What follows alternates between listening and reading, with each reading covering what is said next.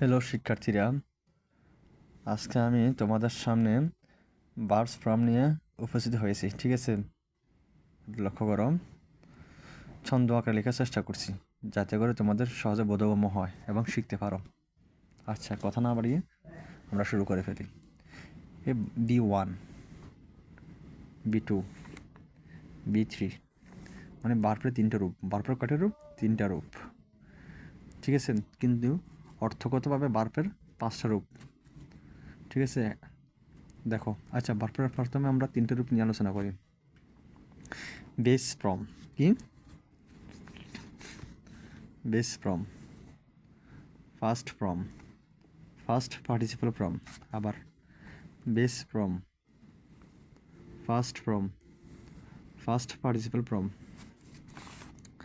Base ফর্মটা মূলত এটা বলা হয় এ কারণে, কারণ এখান থেকে এ দুটো উৎপন্ন হয়েছে।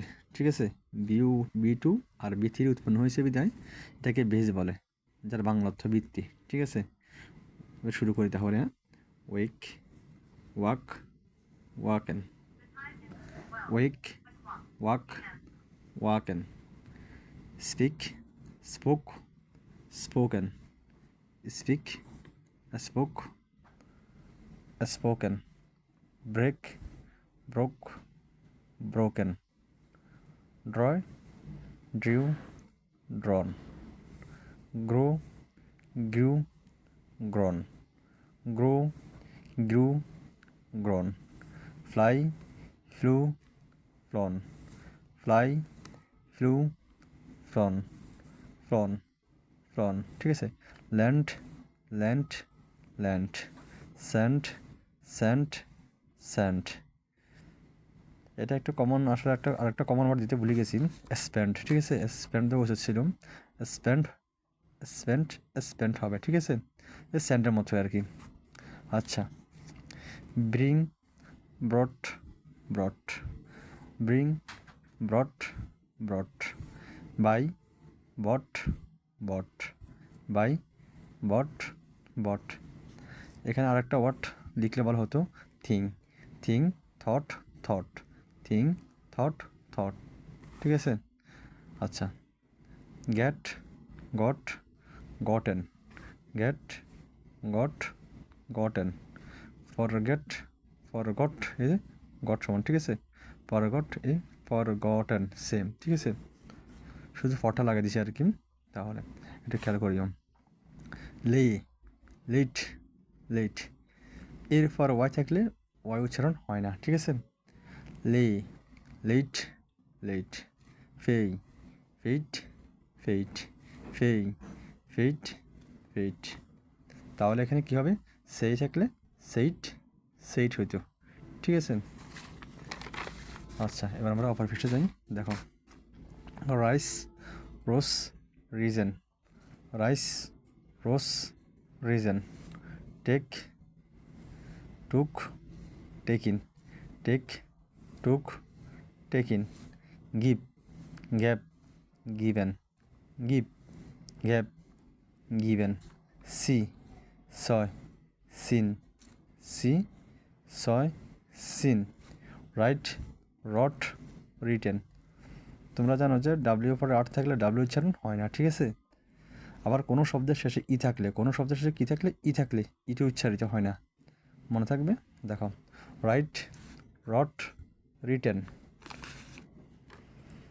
Right, wrote, written, swim, swam, swam, swim, swam, swam, sing, sang, sang, sorry, sing, sang, sung, sing, sang, sung, win, won, won, win, won, one.